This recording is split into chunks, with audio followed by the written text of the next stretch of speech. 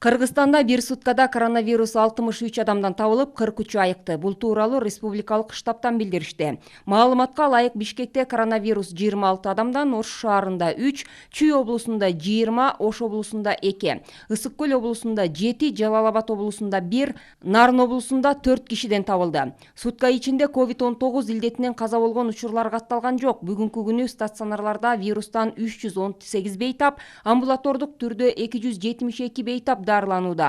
Бир күндө өлкө боюнча медициналык кызматкерлер арасында коронавирус жуктуруп алган учурлар болгон жок. Пандемия башталгандан бери 4207 медицина кызматкери коронавирус жуктуруп алса, 4195 медициналык кызматкер айыгып чыкты. Кыргызстанда пандемия башталгандан бери 86818 адам коронавирус жуктурду. Алардын ичинен 83809 киши айыгып чыкса, 1480 адам каза болду.